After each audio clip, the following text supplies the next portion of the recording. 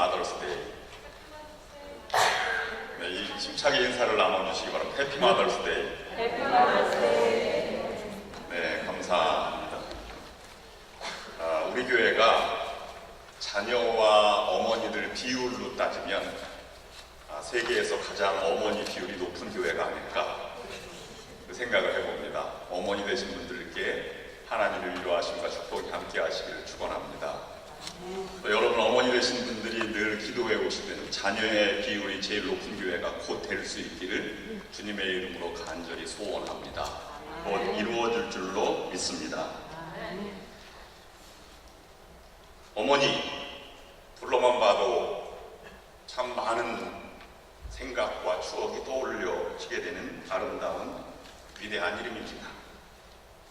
예배 끝날 때 재창하시겠지만 나실제 괴로움 다 이기시고 기르실제 밤낮으로 애쓰는 마음, 진자리, 마른 자리 갈아내시며 손발이 다 닳도록 고생하시니 하늘 아래 그 무엇이 넓다 하리요 어머님의 희생은 가히 없어라.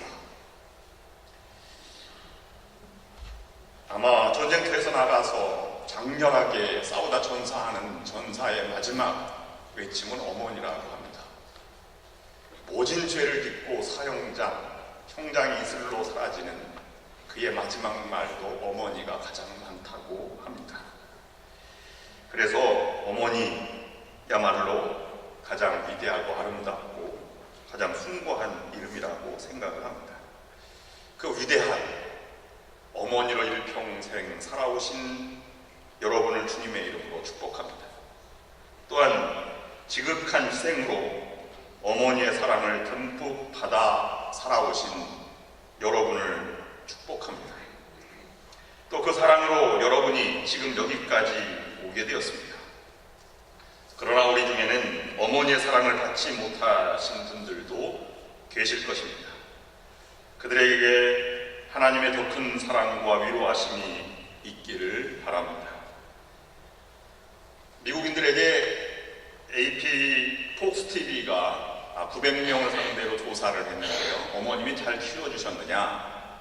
이런 질문을 던져놓고 답을 이렇게 발표한 적이 있었습니다. 그런데 70%가 굉장히 잘 키워주셨다, 엑설런트하다 그렇게 평가를 했고요. 그 다음에 22%가 아주 잘 키웠다. 그 다음에 꽤 잘 키웠다, only fair 라고 하는 분들이 6%, 별로 잘 키우지 못했다 라고 하는 분들은 2%에 불과했다는 조사가 나와 있습니다. 한국도 다르지는 않을 것입니다. 실제로 성경 공부 시간에 어느 분에게 가장 영향을 많이 받았는지를 질문하면 대부분의 분들이 어머니다 이렇게 대답을 할 정도입니다. 프랑스를 통치한 왕이 69명인데요. 그 중에서 국민들에게 아직도 존경을 받는 그러한 성군을 뽑는다면 3명을 뽑았다고 합니다. 그런데 그 3명의 양육의 과정은 유모나 후견인이나 아니면 다른 그런 사람이나 가정교사에 의해서 자라지 않고 친어머니 밑에서 젖을 먹고 자란 왕이었다는 글도 뽑았습니다. 어머니가 위대한 자식을 만들고 또 어머니의 든든한 사랑이 어떤 세파와 어려움도 이겨나갈 수 있는 강한 마음의 자식을 길러내는 것입니다. 오늘은 어머니 날을 맞이해서 어머니를 공경하라, 또는 오늘 본문 말씀대로 내 낳은 아버지와 어머니를 공경하라, 순종하라 는 말씀을 묵상합니다. 오늘 4가지 큰 주제를 묵상하는데요. 여러분들의 삶과 신앙에 더 큰 도전과 또 위로와 큰 깨달음이 있는 그런 귀한 말씀이 될 수 있기를 간절히 원합니다. 첫 번째는 어머니는 늘 우리의 모습 속에 기도하시는 분이셨습니다. 그리고 하나님 앞에 얼마나 순종을 하려고 노력했는지 그렇게 노력하신 분이 어머니의 모습입니다. 어머니가 기도하고 순종하셨듯이 여러분들도 순종의 사람, 믿음의 사람이 되시기를 바랍니다. 여러분이 하나님께 순종하였다는 말은 어머니는 순리대로 희생이 되어도 자식을 위해 살아가신 분이 바로 어머니라고 하는 것입니다. 오늘 본문의 1절 말씀에 있는 말씀 가운데 두 가지를 1절과 2절 말씀에 두 가지를 우리에게 말씀하는데 첫 번째는 순종이고 두 번째는 공경입니다. 순종하라, 공경하라. 그리고 또 한 가지 이것을 결론 맺을 때 이것이 옳다. 이렇게 결론을 맺습니다. 여기에서는 사랑하라 이런 표현을 쓰지 않았다는 사실을 기억하시기 바랍니다. 그것보다는 더 높은 차원의 의미가 담겨 있습니다. 순종이라고 하는 말을 헬라어로 풀이해 보면 슈포라고 하는 말은 밑으로라는 말이고 아쿠어라는 말은 듣는다는 말입니다. 순종이라고 우리말로 풀이하면 그냥 듣는다 아니면 따라한다, 복종한다는 의미가 좀 강하게 느껴지지만 헬라어 원문대로 읽으면 밑에서 듣는다는 뜻입니다. 우리가 말씀하실 때 밑에서 듣습니다. 그것이 순종입니다. 어른이 말씀하시는데 서서 듣지는 못합니다. 그것은 예의에 어긋나기 때문입니다. 밑에서 듣는다라고 하는 말은 좀 불편해도 어려움이 있어도 고난과 희생이 있어도 그 말을 따른다라는 표현이 담겨져 있습니다. 겸손한 마음으로 이해하려고 하는 마음으로 듣고 그대로 행한다는 뜻이 있는 것입니다. 여기에는 선택이 없습니다. 순종하라, 주 안에서 순종하라, 신앙 안에서 순종하고 공경하라고 우리에게 말씀하고 있는 것입니다. 그러면서 이것이 옳다라고 말합니다. 그것이 하나님의 의로움이 된다는 것입니다. 하나님의 의가 그 관계에서 실현되는 말입니다. 오늘 본문에서는 한 단계 더 나아가서 그것을 반드시 신앙인이면 지켜야 하는 계명으로 풀이해 나갔다고 하는 것입니다. 이것이 약속이 있는 첫 계명이다 하는 말입니다. 거기에는 그것을 통해서 의의를 이룰 뿐만 아니라 하나님의 나라가 그것으로부터 출발된다고 우리에게 말씀해 주고 있는 것입니다.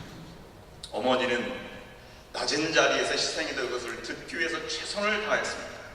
순리대로 살아가기를 주어진 삶을 받아들였고 거기에 온 정성을 다해서 살아왔듯이 그렇게 사신 분이 어머니이십니다. 지난 수요일날 요한복음 9장을 우리가 읽어나가다가 날 때부터 소경된 사람의 심정을 우리가 헤아려 보았습니다. 여러분 요한복음 9장 읽어보면 날 때부터 소경된 사람이 있었는데요. 여러분이 만약에 소경이었다면 21세기를 살아가는 우리들에게 그것을 받아들일 수 있을까 하는 생각을 해보았습니다. 여러분이 만약에 그 소경이었다면 어느 날 한 남자가 다가오더니 땅에 침을 뱉습니다. 그리고 그 침으로 흙을 이겨서 내가 원하지도 않은데 나에게 눈에 바른 것입니다. 그리고 보이지 않던 눈이 더 보이지 않게 되었어요. 그런데 그 사람이 바로 덧붙여 말하기를 실로암 연못가에 가서 씻으라. 내키지 않는 그런 더러운 그런 흙을 묻은 이 사람이 실로암 연못가까지 지금까지 많이 다녔던 그 일이기 때문에 달려가서 속히 씻었습니다. 그랬더니 눈이 떠지게 되었다는 것입니다. 여러분 같으면 침을 뱉는 그것을 받아들일 수 있을까? 거부하지는 않았을까? 아니면 실로암 연못가에서 씻으라고 하는 말을 그대로 듣고 가서 씻었을까? 이렇게 생각할 것입니다. 이것이 표면적으로 다가온 요한복음 9장에 있는 말씀입니다. 더럽고 위생적이지 않고 주술적인 듯하고. 그러나 이것을 조금 바꾸어서 소경의 입장에서 생각을 해보았습니다. 주님은 소경의 입장에서 다가가고 있는 것입니다. 소경은 날 때부터 사람 대접이라고는 한 번도 받아보지 못했습니다. 성전으로 가는 길에는 구걸하던 사람이 쭉 늘어서 있었는데요. 유대인 풍습에는 동전을 구제하는 자에게 하나님께서 선을 베푸신다고 하는 것 때문에 구제를 많이 했기 때문입니다. 그런데 이 소경은 날 때부터 소경이었기 때문에 목 좋은 자리는 다 건강한 거린들이 차지하고 있었고 구석에 아마 있었을 것입니다. 지나가는 사람들은 그를 누구에게 때문인지 조롱하였고요. 또는 동전 몇 입 던져주는 것으로 대신하였습니다. 사람에게도 동료 거린들에게도 사람 대접을 한 번도 받아보지 못한 이 소경이었습니다.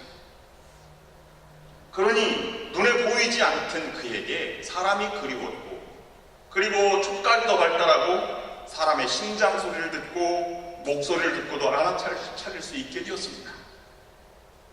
어느 날 어떤 사람이 이 소경 앞에 우뚝 서 있는 것입니다. 누구지? 그리고 이 사람 앞에 무릎을 꿇습니다. 소경은 이 사람이 누굴까 생각하였습니다. 어떻게 된 상황이지? 침을 뱉고 진흙을 이기는 그 모습 속에서 심장 소리를 들어봤습니다. 따뜻한 연민의 마음이 있음을 알아차렸습니다. 그리고 눈을 가릅니다. 다정한 목소리가 들려옵니다. 실로암 연못가에 가서 씻으라. 그래서 가서 씻게 되었습니다. 왜 그렇게 해야 하는지 생각할 겨를도 없었습니다. 지금과는 전혀 다른 상황이 찾아왔기 때문입니다. 그 사람의 분위기와 묘한 감정에 그렇게 해야만 할 것 같았기 때문입니다. 그 사람이, 예수님이 그에게 그렇게 다가가신 것입니다. 이 땅의 모든 어머니들은 그렇게 자식에게 다가갔습니다. 그렇게 희생하셨고 평생을 살다 하늘나라로 가신 분도 계시고 살아계신 분도 계십니다. 그분이 바로 어머니이십니다. 요즘에 어머니와는 많이 다르죠. 요즘은 대통령이 큰 뉴스거리입니다. 한국에서도 미국에서도 뉴스의 머리를 대통령이 장식하고 있으니 말입니다. 요즘 어머니가 자식이 너무 똑똑한 것 같아서 이렇게 자식에게 물었습니다. 아유, 우리 아들 이 다음에 커서 뭐가 될래? 그랬더니 아들이 이렇게 대답했습니다. 나 대통령 될래. 엄마가 너무 기뻤습니다. 신이 나서 엄마가 묻습니다. 우리 아들 대통령 되면 엄마 뭐 시켜줄래? 아마 어머니는 세계 일주를 시켜줄지 아니면 청와대 가서 같이 살지 뭐 이런 것을 기대해서 물었는지도 모릅니다. 아들이 한참 생각하더니 뭐라고 대답했습니까? 짜장면 시켜줄게요. 엄마가 화가 났습니다. 그 짜장면 너나 먹어라. 우리가 기억하는 어머니는 그런 어머니가 아닙니다. 어느 분이 철없던 시절 불효했던 기억을 아파하며 쓴 글이 있습니다. 제가 읽어드리면 이렇습니다. 생선장수 어머니입니다. 어린 시절 시장에 생선을 파시는 어머니의 모습이 내게는 너무 창피했습니다. 저녁 때 팔다 남은 고등어가 밥상에 오를 때면 철없는 투정으로 숟가락을 팽겨쳤습니다. 힘들게 생선을 팔아 초등학교에 보내주실 때에도 학용품 사라며 쥐어주신 돈을 생선 냄새가 난다며 뿌리치고 말았습니다. 지금 와 생각하면 그때는 왜 그리도 철이 없었는지요. 일한다는 것은 아름다운 것이라는 걸 깨달은 지금 시장에서 고생하시는 분들을 보면 왠지 낯설지 않습니다. 그 얼굴 사이에 어머니의 모습이 보이는 것 같아 머리라도 조아리고 싶어지지만 이제 어머님은 내 곁에 계시질 않습니다. 그 옛날로 돌아가 어머님께 용서를 빌 수 있다면 얼마나 좋을까요? 어머니 죄송합니다. 이제 막 철이 들어서 효도 한번 할까 두리번거렸더니 어머니가 우리 곁에 계시지 않은 분들 혹이나 계신 줄로 압니다. 두 번째 묵상할 것은 어머니가 자식에게 대신 아파하는 마음으로 정성을 다했듯이 여러분들도 정성을 다하십시오. 이 땅에 어머니 이런 성경적으로 어머니라고 표현하는 것들이 많이 있습니다. 낳아주신 육신의 어머니도 어머니고요. 우리 교회는 해외 최초의 교회로 우리가 자부심을 가지고 교회를 섬기고 있습니다. 우리 교회가 교회의 한인 교회의 마더 처치입니다. 어머니 교회죠. 또 우리 가운데 어머니 되신 나이 드신 분들, 우리 실버 사역을 해나가고 있는데 나이 드신 분들이 어머니를 대신해서 우리에게 다가오시는 분들입니다. 어제는 토요일 동산 실버 사역에서 이 하딩 파크로 야유회를 갔는데 너무 아름답고 너무 좋았습니다. 좋은 날씨에 30분이 훨씬 넘게 참석하셔서 기쁨을 함께 나눴습니다. 감동이 있었습니다. 저도 어제는 번데기 앞에 주름을 좀 잡아보았습니다.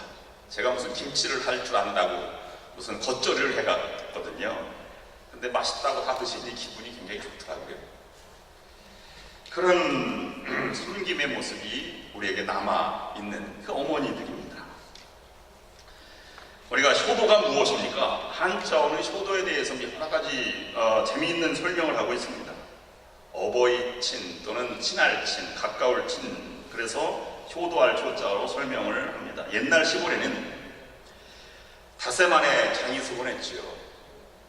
장날이 되면 아들은 그동안 해서 모은 나무단을 지게에 가득 싣고 아침 일찍 장에 나가서 나무를 팝니다.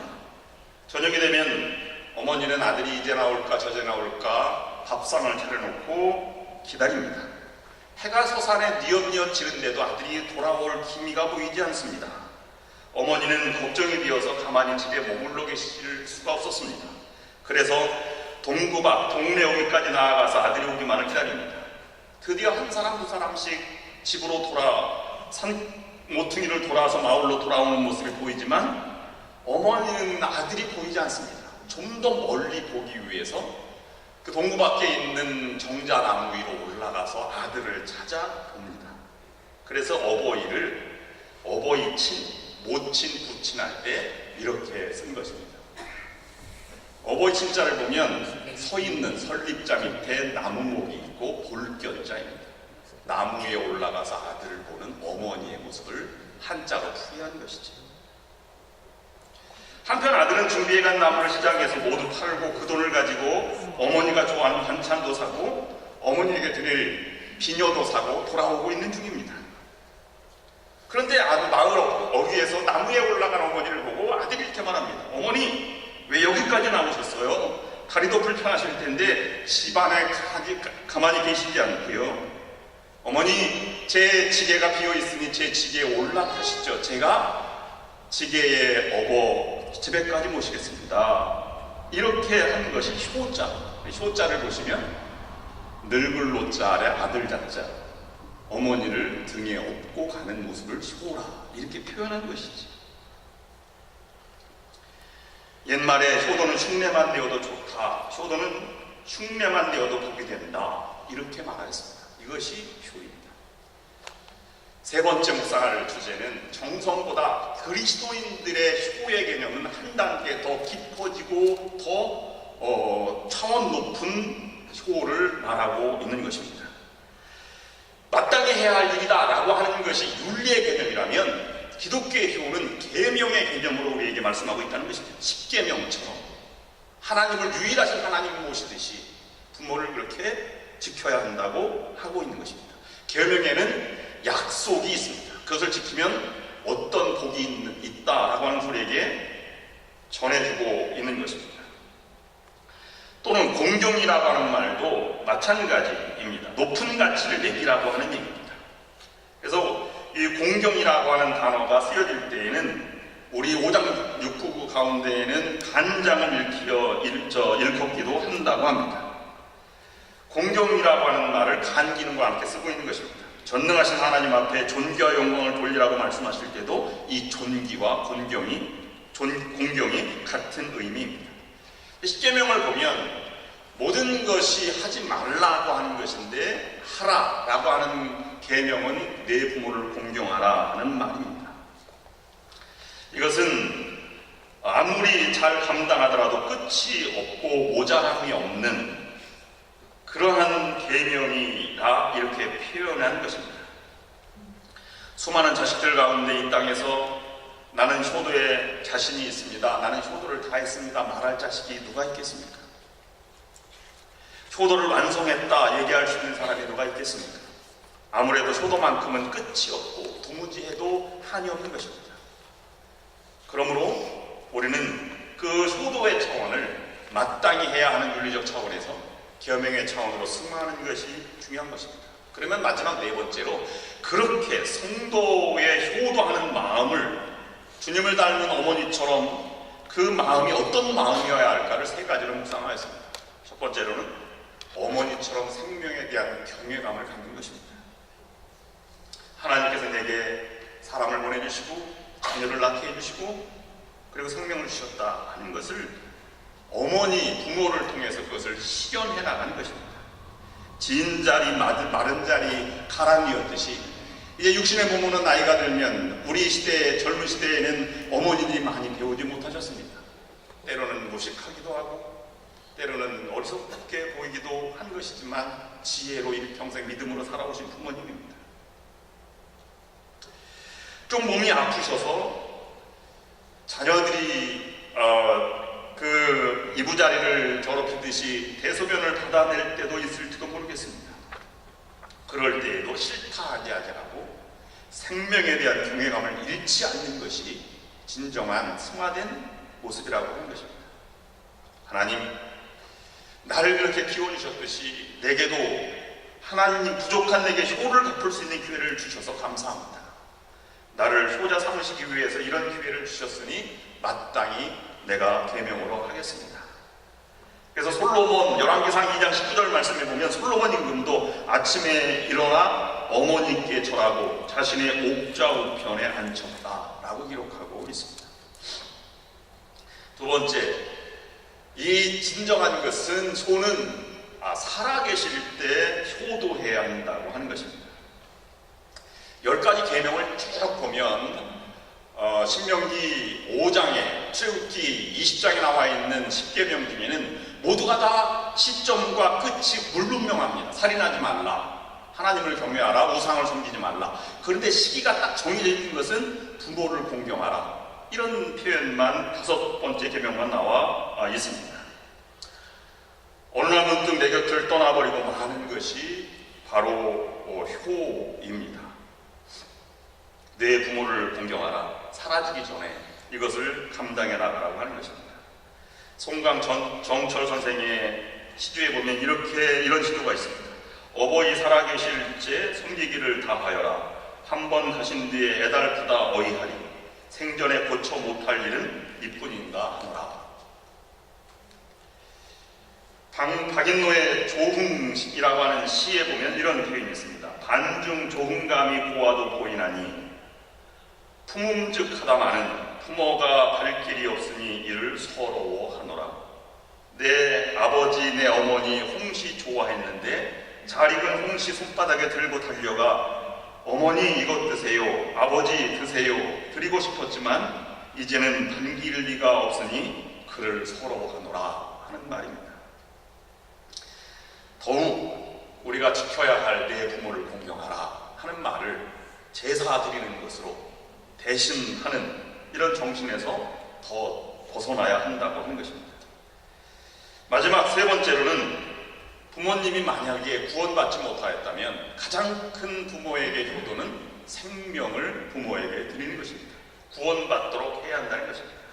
어머니는 나를 위해서 자신이 대신 아파하고 죽음을 맞이할 만큼 나를 사랑하셨다면, 믿지 않는 부모가 있다면 내가 금식과 죽을 각오로 부모에게 생명을 전하는 것이 중요한 효의 개념이라고 하는 것입니다. 온 천하를 얻고도 내 생명을 잃으면 무엇이 유익하리요? 부모님 앞에 진수성찬으로 대접하고 능라주단으로 몸에 감아드리고 연락을 즐겁게 해드렸다고 할지라도 구원의 복음을 전하지 못하여 영원한 멸망을 받는다면 우리는 가장 큰 불효를 하게 될 것입니다. 오늘 여러분 어머니 날입니다. 여러분들 어머니로 살아오셨고 어머니 사랑을 받친 만큼 여러분들 살아계신 부모님께 효도를 다하고 또 우리 어머니 된 우리 교회를 위해서 이 땅의 어머니들과 연로하신 분들을 위해서 효를 다하시면서 하나님의 주신 의, 하나님의 나라를 이 땅에서 여러분 가정에서 이루어가시는 여러분 모두가 될 수 있기를 주님의 이름으로 축원합니다. 기도하시겠습니다. 어머니 날을 맞이하여 어머니를 추억합니다. 우리가 어머니로부터 바르게 배운 대로 지금껏 그 은혜로 사랑으로 살아왔습니다. 수많은 어려움을 그 사랑을 기억하며 견뎌왔고 이겨내었습니다. 그리하여 오늘 이 자리에 우리가 있게 되었습니다. 그 사랑을 허락하여 주신 하나님께 감사를 드립니다. 우리도 어머니께 배운 대로 믿음의 후손들을 바르게 가르치게 하시고 이 땅의 어머니를 잘 섬기며 효를 다하는 그리스도인이 될 수 있도록 인도하여 주시옵소서.